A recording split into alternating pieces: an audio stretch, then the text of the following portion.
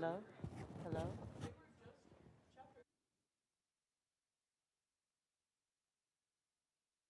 Good. Hello? Yeah. Okay, cool. All right. Are you ready? I am. Good afternoon, everyone, and welcome to the Real World Perspectives on Poverty Solutions speaker series. We're a little more than halfway through our series, but we're really excited to see you all here today for what is going to be a wonderful lecture from Monica Lewis-Patrick. I'm very grateful to the School of Public Health for co-sponsoring today's talk. And my name is Trevor Bechtel. So I'm here introducing Monica Lewis-Patrick today, who is the president and CEO of We the People Detroit. Monica Lewis-Patrick is an educator, entrepreneur, and human rights activist. Known as the Water Warrior, Lewis-Patrick is actively engaged in the fight for safe, affordable water. In 2022, Lewis-Patrick joined the University of Waterloo as a Jarislowsky Fellow and became the Michigan State University Water Fellow and Ron McNair Scholar. Lewis-Patrick is a member of the National Water Affordability Table, All About Water, Freshwater Future Subcommittee, Policy Link, Water Equity and Climate Resilience Caucus, End Water Poverty, the Governor's Board for Healing Our Waters, and she co-chairs the Water Committee on the Michigan Advisory Council on Environmental Justice. Monica got here a little bit early this morning, and I had a lovely conversation with her. I don't always get to chat with people for a while ahead of time, but I really enjoyed talking to her. I really enjoyed the kind of holistic approach she takes to both this kind of work and to kind of showing up as a person. So let's welcome Monica Lewis-Patrick. Thank you so much. Peace and blessings, everyone. As Trevor said, I have the honor and privilege of serving as the president and CEO of We the People of Detroit. And just a little bit about us as an organization. We were founded in 2009 by 5 African-American women. We were deeply disturbed by the fact that we were seeing a loss of parents being able to have a say-so in how their children were being educated. Detroit had been targeted for over 2 decades in terms of extracting resources from public education. For us, it was an assault on the Black family, and we got to work. And so out of that, we started organizing because the city was going to turn over a large portion of the control of the decision-making for the public schools to the mayor. Well, we didn't feel like the mayor was doing a good job of running the city. Why would we allow him to run public education in our city? Those women organized, and over the course of 5 weeks, we went from about 22 parents and grandparents. By the time we got to the 5th week, we had over 500 people waiting in line to speak in public comment. Now, it went from 3 minutes to 30 seconds. So I don't know if you've ever had to voice your objection to something in 30 seconds. But what happened out of that is that we were successful. We beat back the bullies. They had put about $2.8 million into advertising how all of this mayoral control was going to be good for us and that we just should be happy to give up our rights. Well, I don't know about you, but mad as hell, Black mamas don't take well to having their rights taken, and especially the rights of their children. And so out of that, with these women, and I have the honor of being the youngest of that group of women, we were working really hard to make sure that our children got quality education. When we began to see the austerity play out around the bankruptcy and the shutting off of water. And I have to give a disclaimer, there have been women of color, both indigenous and African-American women, working in the city of Detroit for water justice for almost a half a century now. Those women have been working and using art and culture and music, as well as working with young people to spread the story that water is a human right, that it must be clean, safe, accessible, and affordable. As a matter of fact, I did not know it until I began to work for the Honorable Councilwoman Joanne Watson, that I found out that her work was deeply steeped in an international framework from the United Nations that says that you should not pay more than 3% of your income to access your drinking water. And you should not pay more than about 4.7% of your income to access drinking water and sanitation. Well, the Honorable Councilwoman Joanne Watson, along with the late, great Marianne Mahaffey, they used this international framework to put in play the first water affordability policy in the nation.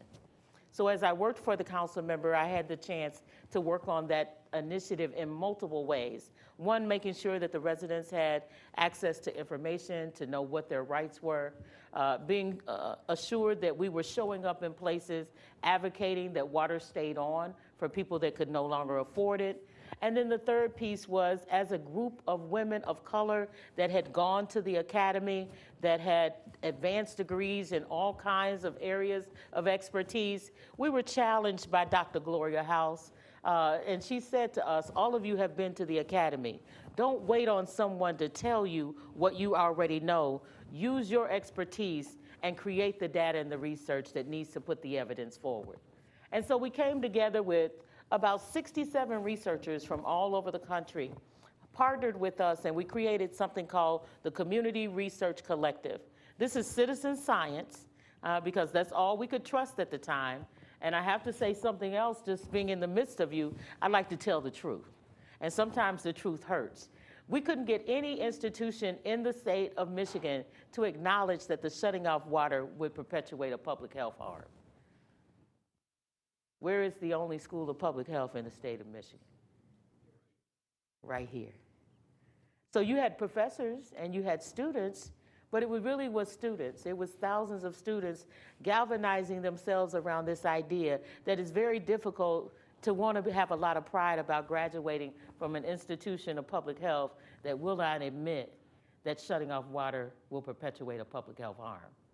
So it was students like yourself that put pressure on the administration to say, we don't know if we want to graduate from the University of Michigan. With this looming public health crisis in the city of Detroit, and then of course about a year and a half later, then a looming crisis in the city of Flint. So thank God for students like yourself that galvanize themselves and put pressure on the institution to step up and speak up. So I'm going to go through a couple of slides and just sort of overview our work. One thing is just to sort of orient us in terms of what the national landscape is. There was research that was done by Dr. Elizabeth Mack from Michigan State University, where she looked at water disparities across the nation.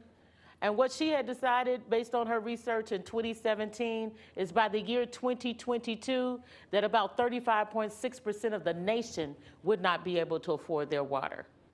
The only thing that slowed that down was a global pandemic, a little something called COVID-19. Have y'all heard of it? Okay. Well, with that, what we began to look at and we were monitoring, we already knew that Detroit was the canary in the mine. We already had experienced water disparities since the late 1990s. And what we were seeing play out on a national level is that many communities, especially tribal communities and low-income communities of color, we were already experiencing water disparities. But we were seeing on a national front is that water rates were increasing, that over the last 10 years, water rates have gone up across the nation over 40%. We know that wages have not kept pace with that ever-increasing cost. The next thing that we did when we were dealing with COVID is that we had to join with other groups from across the nation, because you would think during a global pandemic that it would be very simple that water departments would stop shutting water off. Well, that didn't happen. So what groups did is we came together through some national coalitions and began to talk about the public health crisis that we knew was going to be in effect if we did not put a moratorium on the shutting off of water. And so through our efforts, we were able to take the research that we had done in 2016 and 2018 and be able to use that to evidence what these harms would look like on the ground. And so it was Congresswoman Rashida Tlaib and Congresswoman Debbie Dingell that took our research along with other statements and other work that was happening across the country. They were able to make an appeal not only to the CDC. The CDC did not put out a notice to stop shutting water off. They put out a statement encouraging water departments to stop shutting water off. And so with that, because there was pushback from the water utilities, okay? Even during a global pandemic, they did not want to stop shutting water off. And so with that, our congressional leaders, along with an advisory from the CDC, we were able to convince Governor Whitmer and our mayor in the city of Detroit to at least enact a moratorium to slow down the ever-increasing impacts of not having water during a global pandemic. So as I talked about citizen science, some of the work that we had to do early on is we had to orient our community as to where water shutoffs were happening and why it was happening, because there had been a message campaign put in play to actually blame the very people that were suffering from the conditions. I know you probably are shocked at that in this country, that we would say things that weren't true, but this happened. And I really believe that Detroit was the beta test for what we're seeing play out on a national front in terms of misstating things or claiming things that are happening that aren't happening. And so the first map that we put together was to be able to just demonstrate where are water shutoffs happening in the city of Detroit. Well, if you're not as familiar with the layout of the city, the lower southern part that's more white and shading, that's downtown Detroit. That's the riverfront property. That's where the businesses are located. But if you look at the deeper blue shadings, that's the community, that's the, the neighborhoods. If you look in the center portion of both maps, those are two separate communities. That's Highland Park and Hamtramck, two separate municipalities in the heart of Detroit. But if you look at where the highest concentration of residents are living, it's in the very deep blue shaded areas. Well, that also represents where the massive numbers of water shutoffs have occurred in the city. If you look on the right-hand side, it's the highest rate of shutoffs per 100,000 people. So even where there's extreme density, it gets even more intense in terms of water shutoffs.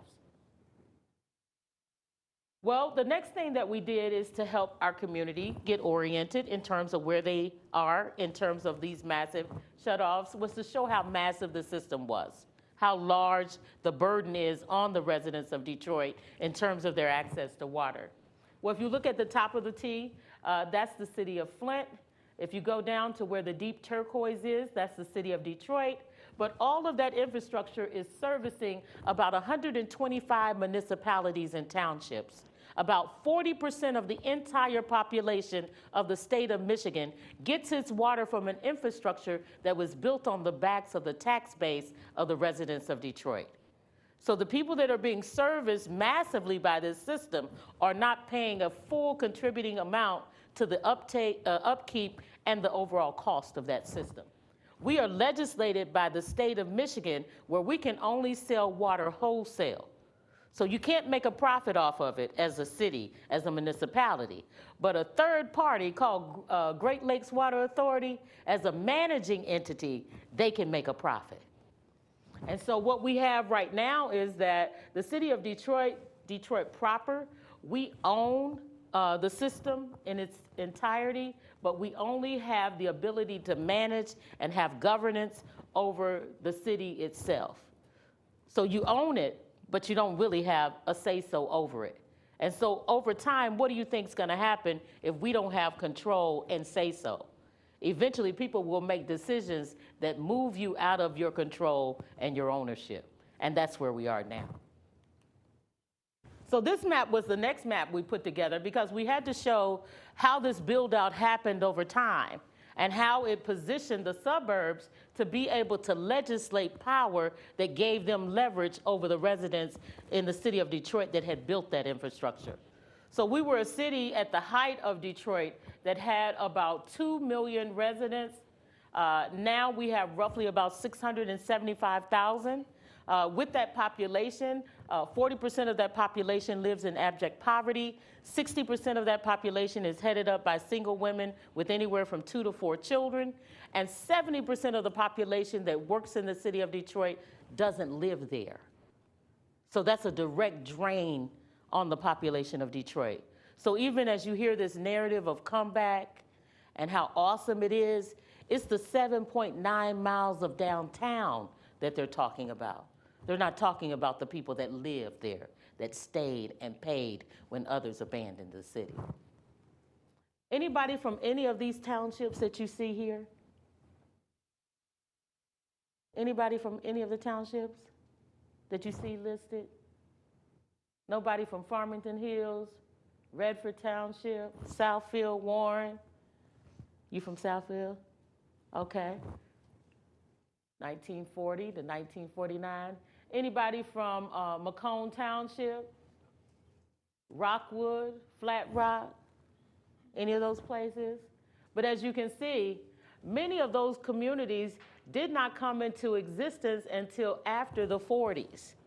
So as you saw white flight leaving the city of Detroit from the 1940s until 1967, they had been moving out to the suburbs, but many people didn't really move en masse until the 40s and 50s and 60s. What was happening simultaneously? Detroit was being legislated to build out its infrastructure to allow the build out of the suburbs.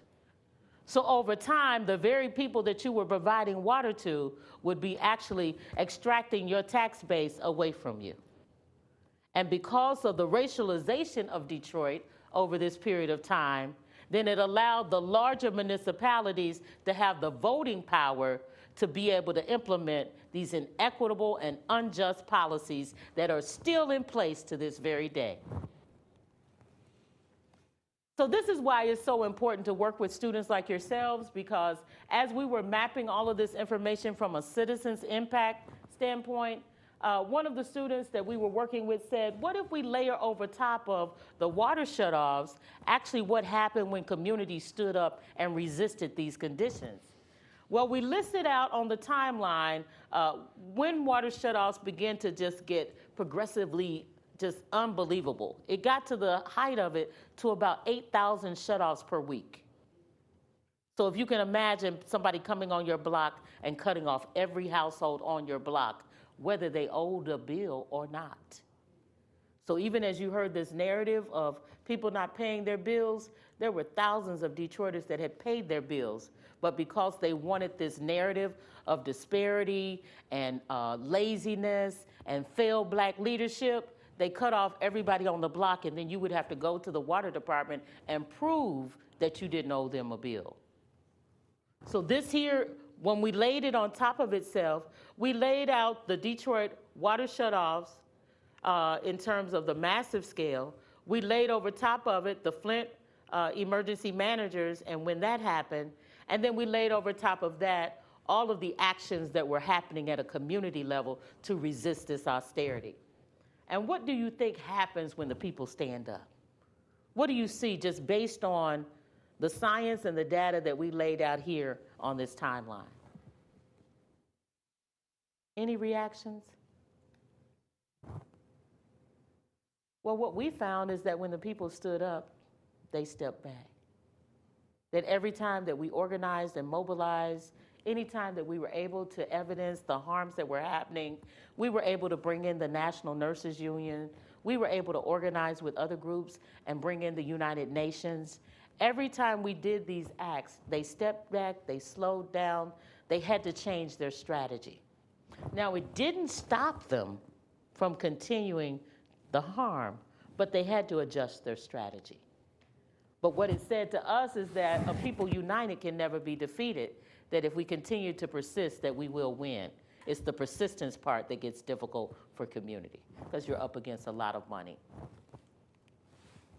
The other thing that we found during this time of the bankruptcy is that much of the contrived narrative was also around not only failed leadership, but then it was a race-baiting narrative and messaging campaign that happened, where it pitted the suburbs against the community, the city of Detroit.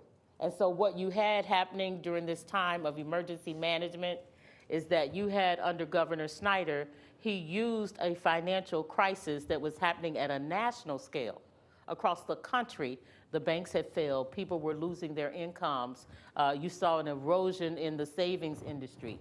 All of this was happening on a national level. Well, they used this concept called the Overton window, where if there is a natural disaster or a man-made disaster, you can use that moment to leverage the ability to extract resources or political power away from the people. Well, for us, there was a national financial crisis happening that they then used to leverage to call in the bond payments on major assets like what? A water department. So when they called in the need for us to pay this very ballooned rate for our water department, Detroit did not have the tax base to meet that obligation. And so with that, we were forced into a bankruptcy that allowed them to restructure that system and put it under a third party called Great Lakes Water Authority. And now the suburbs have the majority control over our asset, and we are a minority control in the terms of ownership and governance. And so we laid that out for our community because no one would believe that you would go through a municipal bankruptcy and be left off worse than when you started. So you lost power. We didn't gain power or maintain power. We lost governance power. So if you look at the bottom half, there's always been leadership from the municipalities of the counties that surround Detroit. So every county, Macomb County, Oakland County, and Wayne County have always had representation. Detroit always had the majority representation. They flipped that so that never again will there be any decision that's to the benefit of Detroiters. It's always going to lean toward the benefit of those in the suburbs. Well, if you look at that map and you look at the infrastructure, how is that good for Detroit? If you're going to make a decision that's good for your municipality, then at the end of the day, you're extracting resources from the very people that provided you the infrastructure in the first place. On the left-hand side is a map where we laid out the emergency management and how egregious and racist it was. And this map became really important during the Flint water crisis because Peter Hammer, who's an attorney and a professor at Wayne State Law School, along with Dr. Michael Mascarenhas from UC Berkeley, they both used our research and data to demonstrate that emergency management was implemented in not an equitable and fair way, but it was actually implemented in a very racist and extractive way. And so the data and the research was able to show that if you looked at all of the places where emergency management was enacted, at the end of the day, over 53% of the entire African American population of the entire state of Michigan has lived under this austerity. So we have lost, we have been in situations where we did not have constitutional protections either from the federal government, a state government, or a combination of the two. And so we had to continue to do work because, as you can understand, one of the things our elders told us, nobody's going to come and save poor black women and children. And I thought at the time she was being just so harsh. I said, of course they will. I mean, it's the American government. They're not going to let us just die. I didn't believe it. I did not believe it. And so as we were seeing massive water shutoffs, as we were seeing children taken from their parents, because if you don't have running water in the state of Michigan for 72 hours, your children can be taken. Where do you think are the places that they took children? Oh no, they never took the children in the suburbs. They took the children in places like Detroit and Flint. Yeah. They had policies in the suburbs that said, even if you owe a bill that is more than $150 and more than 3 months late, we're not going to shut your water off. We're going to change the rules and say, you've got to miss 3 cycles before we turn your water off. What's 3 cycles? 9 months, sometimes 12 months. So they had policies that protected them from the very state law that said, if you can't pay your water bill, we'll take your children. But in places like Detroit and Flint, if you were more than 30 days behind or owed a bill of more than $150, your children could be taken from you. If you got behind and then they decided to send it to the tax collector, then it would be added as a lien on your property. Well, according to state law, if a water lien is placed on your property, I can't take your home for a water lien. I can take it for property taxes, but not for a water lien. It gets applied after the home is sold and then the debt is paid. But that didn't happen in Detroit.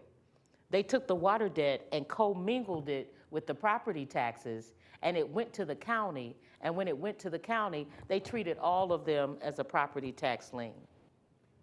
So you had, within a 10-year span, over 100,000 homeowners lose their homes because of inflated property taxes that many times they did not even owe. And so as we did this research, what we decided to do, we met with a young man by the name of Alex Plum. And Alex Plum was a student and a researcher, and he worked for the Henry Ford Global Health Initiative. And he said, Mama Monica, I can't get involved in the politics of it, but let's see where the science takes us. And so the question we asked is if he could take hospital data from Henry Ford Health Systems. So in Detroit, they looked at over 35,000 cases of waterborne illnesses, and they took our water shutoff data and laid it over top of it.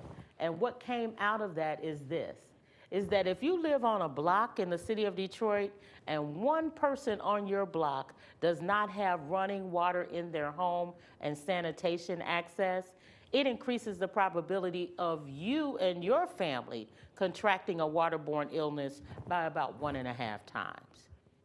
And then if you are the person that doesn't have water, then it increases your potential of contracting a waterborne illness around about the same statistical amount. And then what we know too is that we were hearing these narratives that if you're not paying your water bill, we don't care as long as I can pay my water bill. Well, once again, this whole sort of maverick idea is anti-community and anti-public health.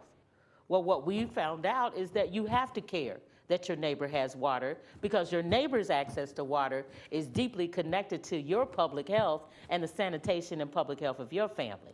And so all of these things became talking points for how we were able to lift up the fact that we had to care that water was clean, safe, affordable, and accessible because it was driving public health issues in the city of Detroit. So it didn't go well to talk about a comeback and how the financial uptick of the city was moving in a way that downtown billionaires and millionaires wanted, while at the same time the science and data was showing that in 2016, Detroit sit in the largest documented cases of hepatitis A in American history. They were covering it up. They were hiding it. So another thing that we had to lift up is the fact that in our communities, we were seeing a major concentration of children and our elderly impacted by not having the water that they needed. So once again, we went to research and data. We GIS mapped this information. And if you think in your mind's eye to the blue map that we showed earlier, and you extract out of it the downtown area and the 2 municipalities in the middle, then where do you think the people are living that are experiencing water shutoffs that are either children under 18 or elders over 65? Does it seem as though they would be impacted by the shutting off of water? And what you'll find is if you lay both of those maps over each other is that you have a high concentration of both populations in those particular communities. So both are at risk. Well, another narrative that came up during COVID as we were battling to get our governor and our mayor to at least stop shutting water off and provide a moratorium so that we could get our hands wrapped around a global pandemic, is that there was a narrative that came out of Mayor Duggan's office that the reason there was such a high concentration of deaths in Detroit, because at the height of COVID, Detroit made up 40% of the deaths for the entire state at the height. So that meant we were seeing a significant loss of life in our community. Well, to hear a narrative that this was happening just in communities where there was a high concentration of elderly. And then he went as far as to say a high concentration of elderly housing. So where elderly were living together in cohabitation, they were just dying because they were old and Black people don't take good care of themselves, and these are the conditions that happen from poverty. Well, we mapped it, just something we do. And when we mapped that, and we mapped where all of the senior facilities were, and then we laid over top of that, we mapped where all of the deaths and the illnesses were happening from COVID. And what we showed is no, the deaths weren't driven by a high concentration of living in an assisted facility. It was actually in the very neighborhoods where there had been massive shutting off of water that was driving the inability for people to wash their hands and properly sanitize. And it just so happened that Congresswoman Rashida Tlaib and Debbie Dingell were able to take that information and share with the mayor and share with the governor to really convince them that they had to move in the direction of a moratorium. This is just a larger view of that. Another research project that was done by Mr. George Gaines, who used to be a part of the leadership of the health department for the city of Detroit. Well, what we found is during the very years that the city was going through this contrived bankruptcy, the largest municipal bankruptcy in American history, was also during the time that they were underreporting public health data. And so Mr. Gaines, in his infinite wisdom, was able to do some research and gather this data to show that during the very time that we should have been keeping water on and not shutting water off, during the very time that I think the federal judge over the bankruptcy said that he knew that the shutting off of water would put the city in imminent harm, but it was more important for the comeback of the businesses than it was to protect the interests of the residents. So it was fine to continue to shut off water in order to extract resources that the people didn't have. Well, Mr. Gaines was able to show that some of the most infectious diseases from 2012 to 2017 were happening in the city of Detroit, and they were going underreported.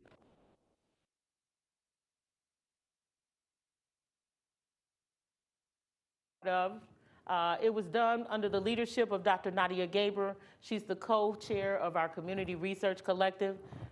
She has a PhD in medical anthropology, and she's also an MD. And what she did is she took the CASPER, which is the CDC's model for being able to assess a man-made or a environmental disaster, to be able to just get a quick Photoshop of what's happening on the ground. She adjusted it for a man-made disaster like shutting off water. And so she was able to take that, and we had a team of about 40 community people.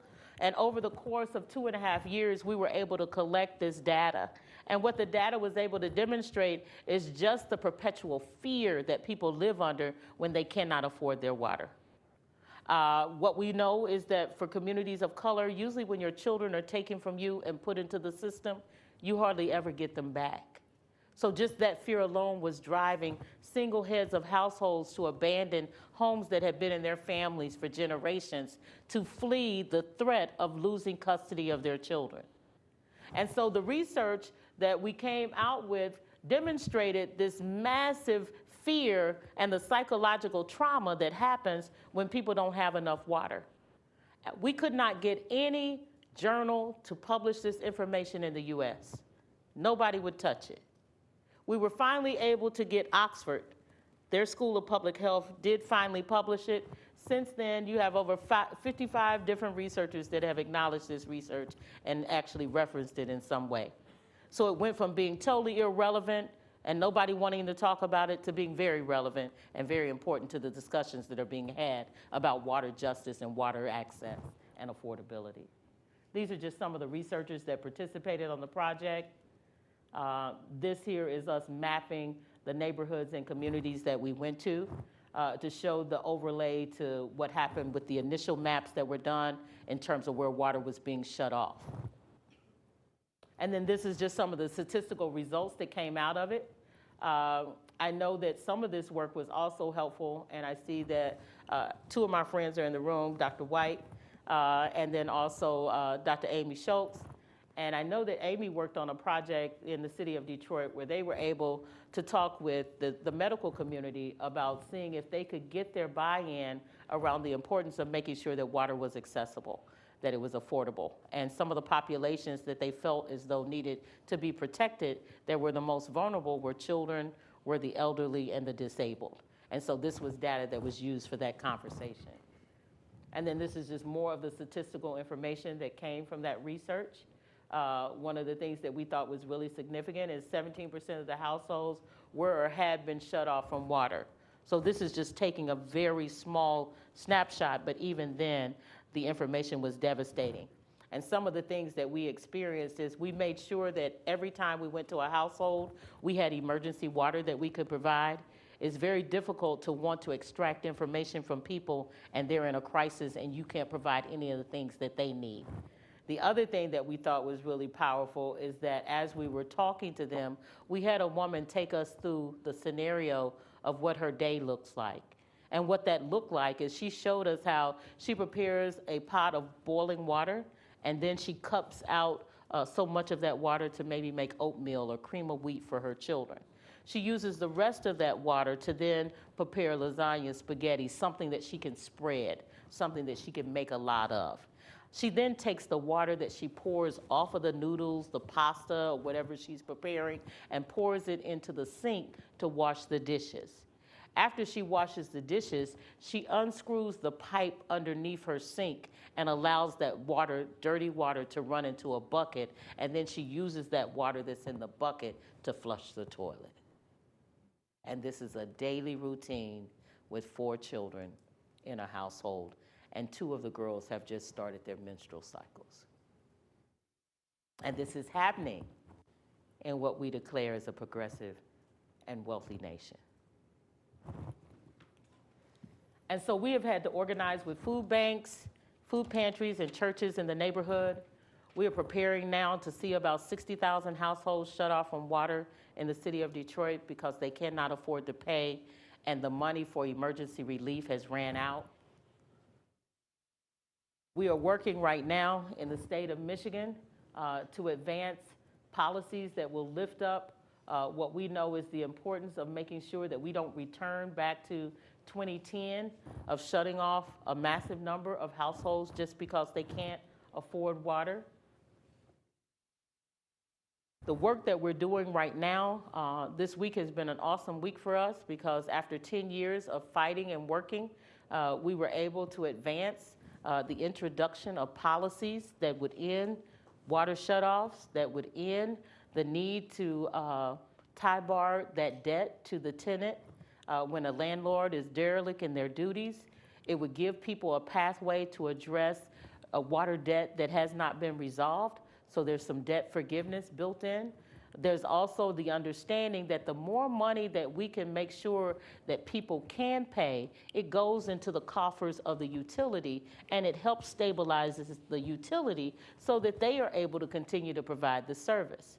And so it's a win-win when you look at the new work that we've done with several of our legislators from across the state, one of which is the leading legislator, Emily Devendorf, who has really just been a stalwart champion on this issue because she personally knows what it's like to not live with water.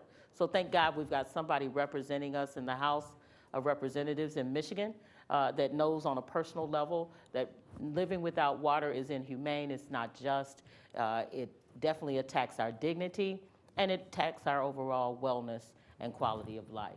So I'm gonna stop there and see if there are any questions. Would love to answer anything that I can.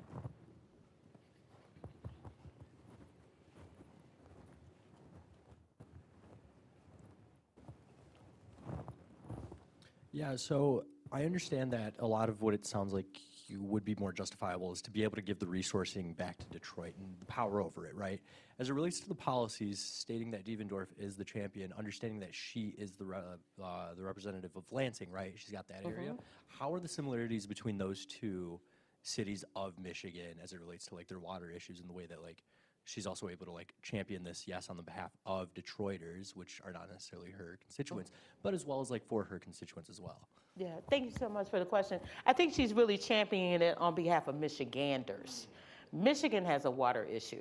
So, I mean, when you look at Detroit and you look at even Lansing right now, over the next 2 years, are gonna see their water increase to the tune, I think it's about 9.4% markup this year, and maybe a 9.8% next year, somewhere in that ballpark, a little bit over 9%. So it's anywhere from 18 to 20% markup in 2 years. So even if you have a stable household and you have stable income and you're middle income now, at the ever increasing pace of water rates increasing, nobody's gonna be able to withstand that cost. Like Detroit, we know right now, Detroit's water rates are gonna increase 4% every year indefinitely. Well, in the next 3-4 years, you may be good right now, but if you don't get an increase in your salary, or if you should be a federal worker, that may be hard to do. You also have to put in context, Dr. John Powell from the School of Othering and Belonging at UCLA, he did research in 2018 that demonstrated that Detroit should be getting about $215 million annually for the leasing of its water system. we only get about 33.6 million. So if we got the full 215 million that we should be getting from GLEWA, from them being able to lease our system, there would be no deficit or deficiency in terms of providing water that's clean, safe, and affordable. But the injustice is baked into the agreement that does not allow us to fully recoup what we should be able in terms of the leasing of our system. So until we can get political leadership that's willing to actually sue GLEWA and restructure that agreement, and then we still would have to have the cooperation of the governor. So we would have to have a favorable governor that cared about water and people having water to make sure it got restructured. So I don't think Detroiters are wanting anyone in the region not to have water, but we would like to be able to make sure our residents have water as we're providing it to a regional system. Thank you. Any other questions? Yes. Thank you very much for that talk. I know that you've worked really hard to build coalitions across urban and rural communities, across nationally, internationally. And I wonder if you could just talk a little bit about the importance of those kinds of coalitions for shifting the political landscape that your talk really revolves around. Thank you. That's my friend, if y'all didn't know, Amy Schultz, Dr. Amy Schultz. For us, it's been a couple of things. One is, three things happened. There's a woman by the name of Simone Lightfoot, who was vice president of the National Wildlife Federation, who I met years and years ago. Probably some of you were still babies. But she challenged me then. She said, Mike, you got to get your friends before you need them. So talking to people that may not agree with you on your issue, but seeing where you can find common ground. And then second, as we were dealing with really trying to fight our way through the media blackout around what was happening in Detroit and the water issue, we were sent up to the UP to spend some time with the tribes.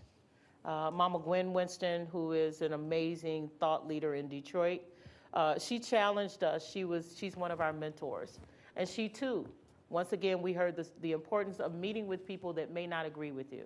She said, you guys have done a phenomenal job of building with people that share your beliefs and your consciousness around these issues, but you haven't talked to the other side, people that don't believe the way you do. And so out of that, spending time with the tribes, we were able, one, to expand our consciousness around understanding that one fight is not going to get us the win, that it really is a way of life of believing that water should be clean, safe, accessible, and affordable. But even bigger than that, water itself has a right to exist without being encumbered, being poisoned, being extracted from, and harmed. So I think that consciousness elevated us on a mental and a spiritual level to understand that there have been people fighting these fights before us that will fight it after us. And so we're just sort of the lynch in this part of the connective tissue. And then I'd say the last thing that happened is that, this is why I keep saying, I try to hang out with young people as much as I can, okay? Because y'all really have some news we can use. We were struggling with having a conversation with conservative members of the community about water being a human right. And the conservative side of the family said that they just don't believe it's a right. If it's a right, just get a bucket and go down by the river. Which for me as a environmentalist and a human rights advocate, I was offended. I think everybody ought to have water. I want the plants to have water and the dogs and the cats. I want everybody to have it. And so when we got stuck in this conversation, one of our babies, she's actually our communications person, said, Mom, Monica, can we just take a step back and figure out how can we have a conversation that wouldn't be offensive? Because we don't see the offensiveness of saying water is a human right, but obviously they do. And so through having that conversation, we came out with something, and as a communications person, I had all of this flowery language that I wanted to share about how important it is, and she said, no, simplicity is best, and 3 words or less. So she came up with water for everybody. And as we talked it through with our conservative family members, nobody could disagree that water should be for everybody. Now, where we may struggle is how to get it to them, the cost of it, who should govern it. But at least if we can start with the fact that we agree water should be for everybody, we may be able to build some consistency. Well, what we found is from that little bit of phrasing and time spent in us adjusting. Now, were we wrong that water is a human right? Hell no. We're not wrong. Have my values changed about water being a human right? Not 1 inch. As a matter of fact, I'm more dug in than I ever was. But at the same time, if this will get you to at least have a talk with me, at least hear me and me hear you, maybe we can get the policies that we both need to help our communities. And so we've now moved this campaign. As a matter of fact, I was sharing with Trevor, as of yesterday, one of our friends, Liquid IV, has taken this on as a partnership. There's 16 national groups that have now come into play. I'm telling y'all now, the swag is hot.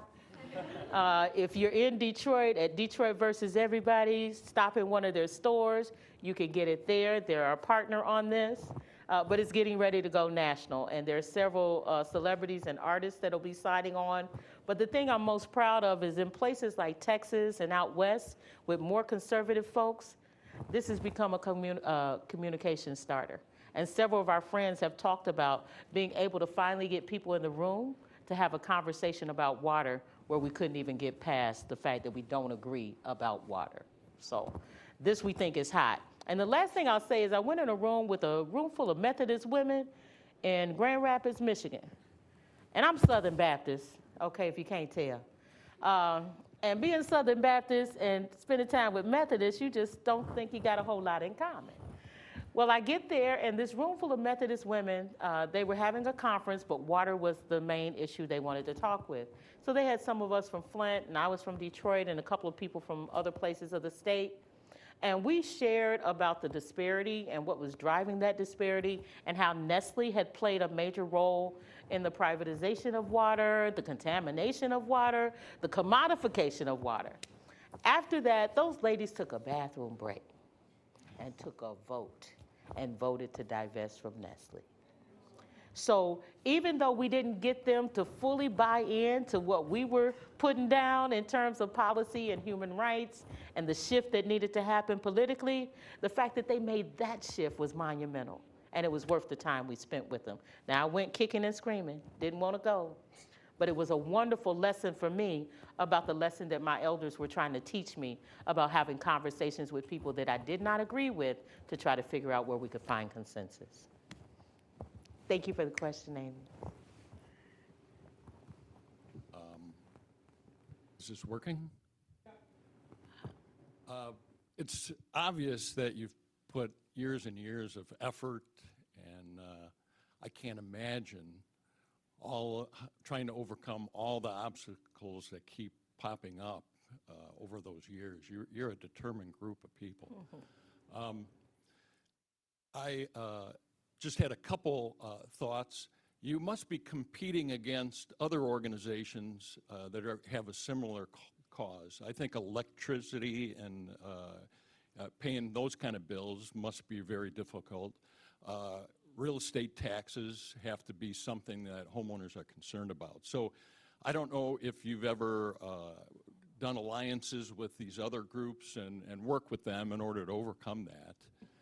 So that was my first question. And then I just happened to see today that an AI data center is being talked about for Saline.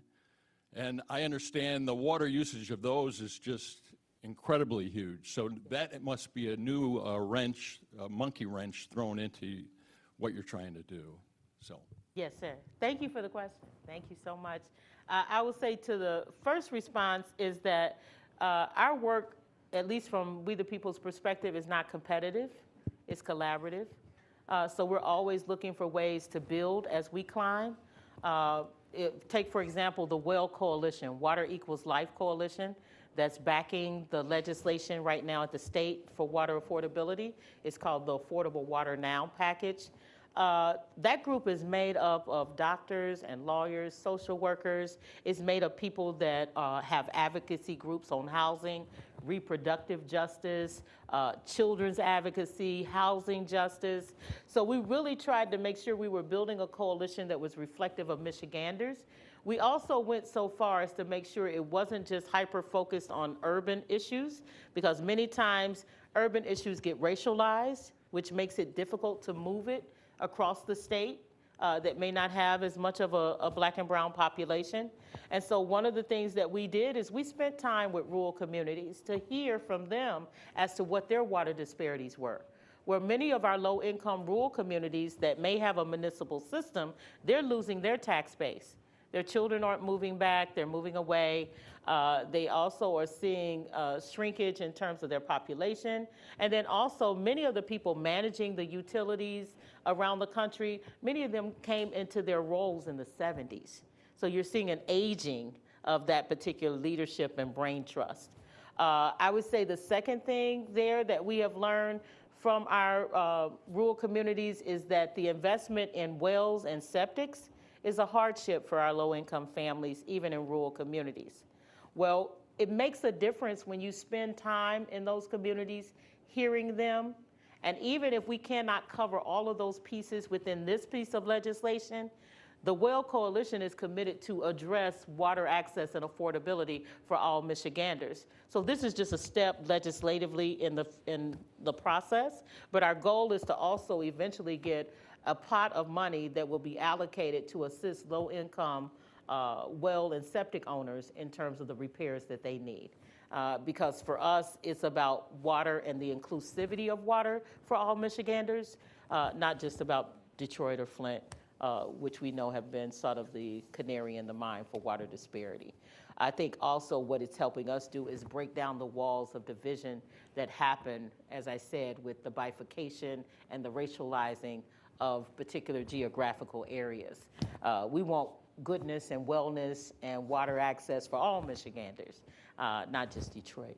And I would say in terms of the second part of your question, which I really, really appreciate, is data centers. I am having emergency meetings several days a week, regionally and nationally, around data centers. And just had a meeting, I was in Lansing, and on the way back was on a phone call to talk about how we can partner with groups that working on data justice with water justice groups. Because from our perspective, we are deeply concerned about the Great Lakes in general being a major target for water extraction. Two, we're also concerned because many of the actors that are a part of the privatization of water are also a major part of several other major industries. Many of the folks that invest in privatized water invest in privatized prisons, and they invest in privatized transportation. The DeVos family is a major player. The DeVos family is a major owner in Veolia, which is one of the worst water system management entities in the nation. They actually are a French company that was kicked out of France because of their poor water management practices. Why would we, and I know I'm at U of M, so this is the brain trust of the state, why would we invite a French company that was such a poor actor that the French kicked them out? Why would we invite them to the US to then determine what decisions are made about our water access? Because it plays well if you're wanting to do corrupt and illegal and improper things. If you're wanting to create dysfunction and make a system less enticing, you decommission it or make it dysfunctional so that nobody else wants it, and then you sell it low to then be able to sell it high. So this is what we have happening. And so the DeVos family is not only an owner in that system, they also are a major investor in the privatization of prisons and public transportation at many of your major airports. So that transportation you're using, that's where those dollars are headed. And so we've just also got to have better conversations around doing some, what I would consider some power mapping around who these people are, because we tend to talk in generalities. Oh, the banks. No, there are people that are heads of companies that are on those bank boards that are heading up those entities. There are people that are heads of companies. So if we just keep the generalities going, we don't get the benefit of really knowing the names, the faces, and who the power brokers are.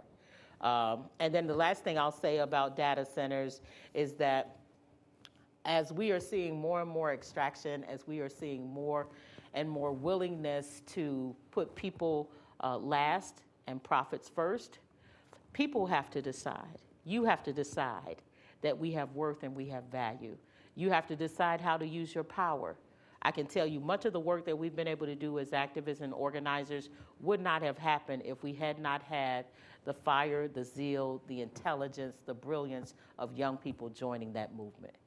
And art and culture, I would not turn a blind eye to how important art and culture are, because some of our message did not get out of what I would consider more of the hollowed walls of academia or just what was happening in the streets at community if it had not been for the cross-pollinating of art and culture in messaging. And that happened with indigenous folks. I mean, like you take, for example, Sacramento Knox is an indigenous rapper partnering with rappers in Flint and Detroit to be able to lift the story of what was happening in Flint.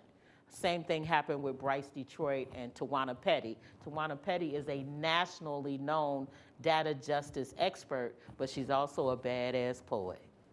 So when you take art and culture and you mix that with research and data, you get the work that we've seen play out that many times gets accredited to We the People of Detroit is really the we. It's the collective that made the difference. A great lecture. Thank you, sir. Again, so I've been involved with a nonprofit in Detroit that has a big shelter as well as some other housing that's spread out over about 7 city blocks bought from the Detroit Land Bank over the years.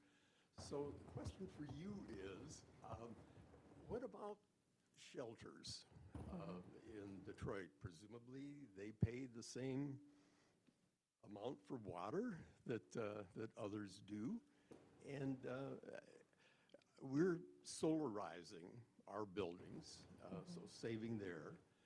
But what about water for organizations like ours? And I'd appreciate if you could give us some of your thoughts about that. Yes, sir. Well, I know back in about 2016, 2017, we were looking at places to partner with, because along with having to deliver water and then finding partners for water stations for people to pick up water, there were only 2 places at the time that people could actually take a shower in the city. There were only 2. And there was nowhere where people could actually laundry their clothes. And so out of that work, St. Pete's Episcopal Church partnered with us and some other groups. They were able to put some information together and get a grant to start a laundry and showering program. So I personally believe that what could happen, one is I believe that we should all partner around pushing whomever the new mayor is to enact at least a moratorium for those businesses that are serving our community, especially given what the national climate is. That there should be a moratorium on their costs while they're providing these emergency services. And then I think there needs to be a reassessing, as I said earlier. I really believe that whomever the mayor and city council that are going to be elected next week should join ranks with us and push GLEWA to renegotiate the Great Lakes Agreement. Because with that agreement, we all would have a better income-based water structure that we could afford. Quick follow-up. Yes, sir. So is what you're saying that nonprofit organizations that deal with homeless people would pay the amount for city water? No, what I'm suggesting is there be a brief moratorium where you would not pay for water at all until there can be an assessment in terms of the entire city litigating and negotiating the GLEWA agreement. So they would hold off on charging you anything for water because you're providing an emergency service in a national crisis. That's what I would use.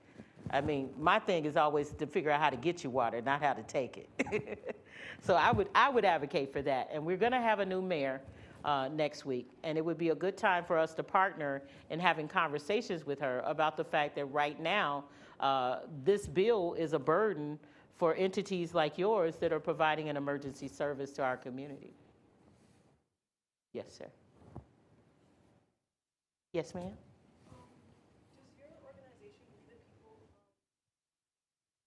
Do you guys work in collaboration like with other groups in terms of like advocating like for the deprivatization of like water and like access to water?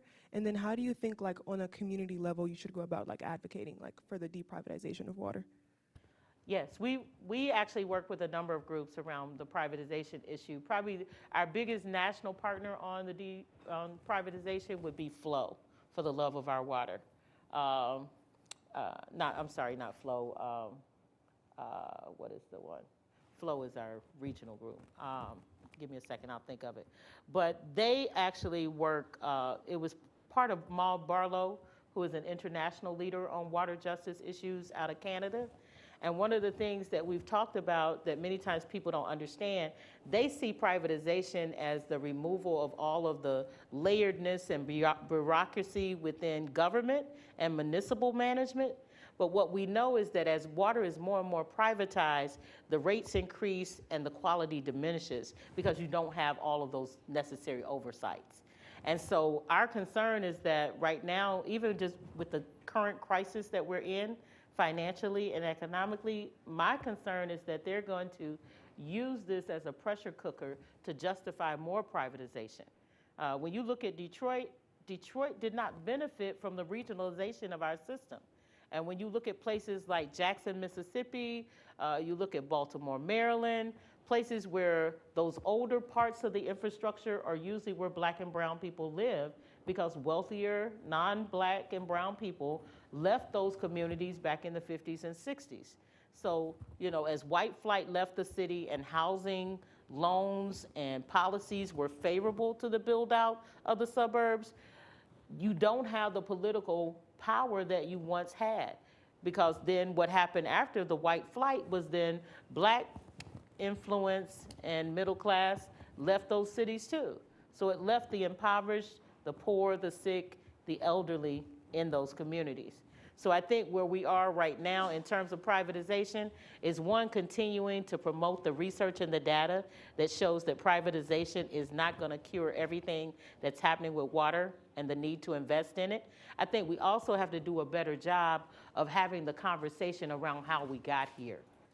There was divestment at the federal level in 1977 from water. That divestment has continued.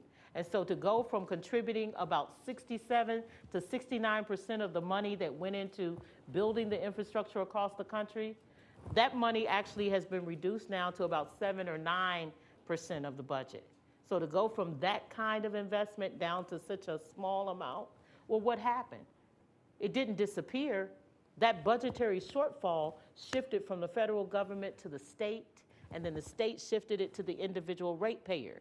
Whereas an individual ratepayer, my income has not kept pace. If you're talking about in 10 years, there's been a 40% increase in water, you know, unless you became a doctor or an amazing lawyer or engineer, nobody's income has kept pace with that. And so that's what is happening right now. They're counting on us being so desperate to just get water that you don't care who manages it. And my position is you must always say, yes, I do care. It's like leaving your child. Do you care who cares for your child? Oh, yes, you do. Would you just leave them at the bus stop and let anybody care for them? Well, it's the same thing with the water that you put in your body, that you prepare your food, that you fix your baby's formula. You want to say so in the governance of your water. And as my grandson told me when he was about 5 or 6 years old, Yaya, whoever controls the water controls the people. So right now you have what?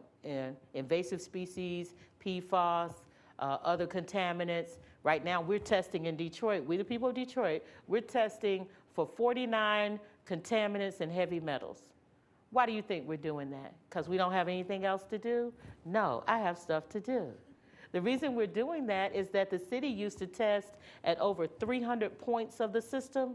They now only test at about 67. So as researchers, as just analytical thinkers, the fewer places you test, probably the fewer places you're going to find issues, right? And then if you pick where you test, you pretty much know where the issues are. So to go from over 300 points of testing down to 67, makes us very concerned that parts of our city are being contaminated. And if you know anything about the infrastructure, we still have parts of the infrastructure that are distributing water in wooden logs that were built in the 1800s. So these are the conditions. And of course, we know that pathogens and other waterborne illnesses will continue to grow.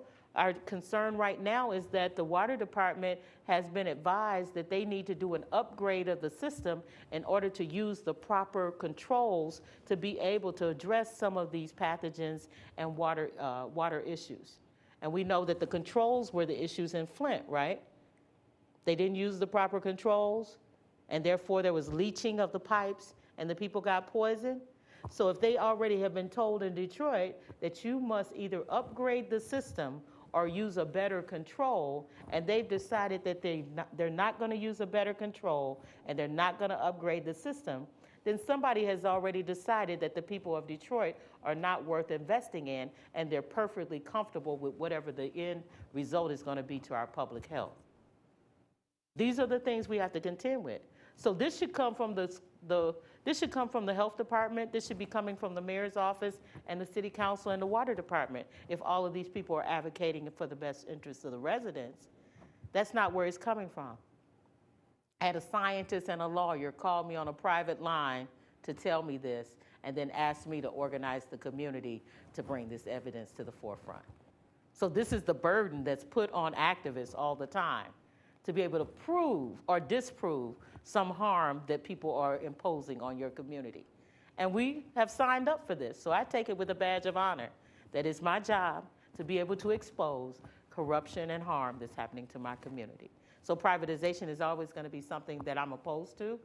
In Cochabamba, we found out in 2016, our artists and hip hop artists worked with young people in Cochabamba. Cochabamba had been in a 16-year fight where their water had gone from public to private, and then they fought to get it back to public. Do you know what came out of that decision to put it back to public? They decided that over 50% of the leadership of their water had to be women. Do you know why that was? Because during that 16-year of struggle, women were the only ones that collaborated to make sure that the community got water, as the men were fighting about who was going to have governance over the water. So we thank God for Cochabamba, because those young people gave us inspiration to continue our fight here in the U.S. for the human right to water.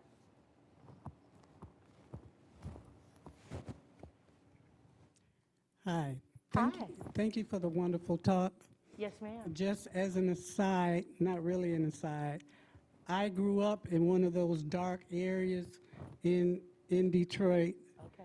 and I actually lost a family home because they added the water bill with the taxes. Yes, ma'am. And then they wouldn't let me pay because of some little glitch in terms of who owned the home. That's right. Yeah. That's right. And so I almost had tears in my eyes when you were talking. I'm like, oh, God, good. That's me. That's me. Oh. Yes, ma'am. Where can a person who still lives in that area water? Because our water tasted funny back in the day. Yes, ma'am. And I'm dehydrated to this day, trying to get Your water, yes, clean water. So where can a resident Get in their that water. area Yes, get ma'am. test the specific water? Yes, ma'am. First of all, I just want to say how honored I am that you would just be so transparent, because so many people carry such a badge of shame about losing their homes for water, because we shame people when they're living in poverty or having a financial struggle.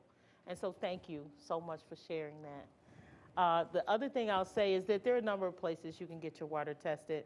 Our organization, which I think the number's up there, or not, I will give it to you, is 1-844-42-WATER, 1-844-42-WATER. And we, the people of Detroit, we have a team of folks, and we do water testing. There's also, and we've done both. We've tested it and had the city test too. The city will test your water. There's some limitations in what they will test for, But like I said, our testing is for 49 different contaminants and waterborne pathogens to be able to evidence what that looks like. So we'd be more than happy to help with that.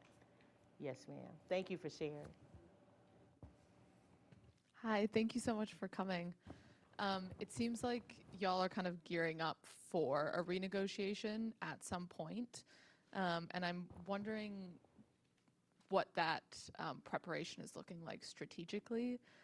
Because if you are looking to gain power, seemingly that would be taken from somewhere. And whether or not people in the suburbs or in the municipalities are aware that this renegotiation is coming, whether or not they're pushing back, whether or not there are people in those communities who are open to a renegotiation and sharing some of that power, sharing some of that cost savings that they get. So I'm wondering, what kinds of conversations are you having around finding allies or just preparing for pushback from those communities? Great question. Great question. We, I believe, have been working on just that very thing for the last 10 years. One has been to really push back on the racist narrative that's been created around the reason for water disparity. Even the fact that there was litigation about 12, 13 years ago from the suburbs suing Detroit for overcharging them. And the litigation actually was basically nullified because the evidence showed, no, you're not being overcharged. If anything, Detroit is undercharging you because they've been forced by the state to only sell your water wholesale. But people pass along bad news more quickly than they do good news. And then there are families that their only exposure to Detroit is for a game or activities that are fun downtown. So in their mind, whatever the decisions have been made that have improved downtown, it must be good for the rest of the town. And so not understanding how taxes are captured in Detroit, how money is allocated in terms of Detroit, then what you find is that the stability of Detroit's water department is good for the region. It's not just good for Detroit. If I say hepatitis A, if 70% of the people that work in Detroit don't live in Detroit, and if we have massive water shutoffs, then when you go to get your hot dog, if you go to get that burger, if you're at a sporting venue, then more than likely the people working there actually live in Detroit. You're coming from somewhere else. So even if you don't care about Detroiters, as I talked about, just your exposure to somebody that doesn't have water increases the probability of you contracting a waterborne illness by 1.5 times. So we did that research. It wasn't for us. It was to convince the suburbs that they should care that we have water. We have spent time working through religious affiliations because every religion that practices has some form of water ritual. So we've had conversations through that vein.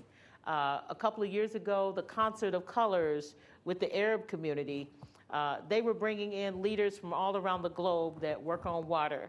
They didn't want to talk to Detroiters about it because they were trying to put a face of success, American success, versus these third world conditions. They happened to pull a young activist out of Detroit by the name of Marcia Black. And Marcia Black is a really amazing young thought leader and cultural artist. And Marcia said, I can't lead this without talking to some of the Detroit organizers. And she invited several of us to present. We had just done a book called Mapping the Water Crisis. We took several of our maps, blew them up, and then we had students from here through Professor Emily Kudel. She's a teacher in School of Architecture. She and several of her students translated it to English and Arabic and Spanish. And we did that, one, as just a demonstration of the fact that we wanted to have a conversation. So we weren't trying to impose our position on them. We wanted to collectively make sure that they knew they were thought about in the process. It was such a big hit that people would take the time to translate all of this material into Arabic, that it totally flipped the whole conference in terms of the conversation and the engagement. I think I shared about going and spending time with the tribes on the reservation, spending the time and learning the practice and respecting the history and the work and the ideology. I think every room that we've been in since then, there's not one time that we don't lift indigenous family and the importance of making sure that they're thought of as it relates to treaties and practice. One of the things that we found in my 10 years of moving water and fighting for water is that many of our indigenous families, they have not had running water and sanitation at all. So as we were talking about a global pandemic of turning the water on, there was no infrastructure even to turn on. And we talked to women with the Navajo Nation and indigenous women from across the nation. They've been hauling water for 30, 40, 50 years with buffalo trucks. I mean, hand to hand, like we were doing in Detroit and Flint. They've been doing it for decades. And so it's been those kinds of conversations, I think, that have helped inform how we show up in this work, how we think about it. I think the other thing that I'll say is the humility in understanding that there's nothing living that this life-sustaining source doesn't touch, that generations from now, and I'm a grandmother, all y'all look like babies to me, but I don't want to believe that there'll be a time where my children and my grandchildren won't be able to go to the tap and turn on water they can trust. The most devastating story I ever heard was an activist in Detroit called me one morning screaming as she was looking out her window, watching a mother with her baby go door to door, knocking on doors just to get a cup of water to make a baby bottle. And seeing people shake their heads, not because they didn't want to help her, but their water was off too. And I never have forgotten that morning because I've never had that experience.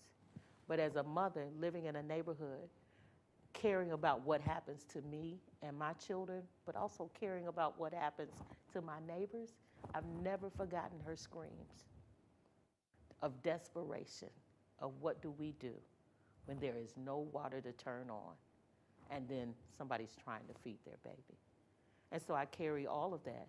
And I think that I believe that water is a demonstration of love. I think it has the ability to connect where many things divide us. I believe water can unite us.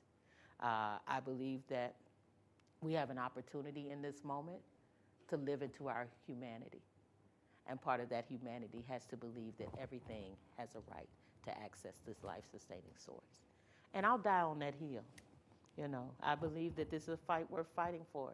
Coleman Alexander Young said, if you find a good fight, get in it. And I can tell you, I'm in this fight. I'm in it, and I'm in it to win it. I want to win it in my lifetime. I don't want you to have to fight this fight. You'll fight many, but I don't believe you should have to fight for water, not in the Great Lakes State. Well, I think that that's a great place to end, and we're at the end of our time. Let's thank Monica Lewis-Patrick for this wonderful presentation.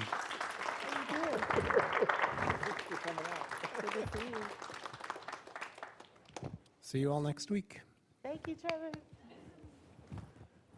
How you been? Doing pretty good, yeah. Flip your mic off. Oh, yeah. Yeah, I can collect it. Hi, Dr. Wayne. I'm Trevor Beckman. Oh, yeah. Very nice to meet you. Yeah, absolutely. I've really enjoyed following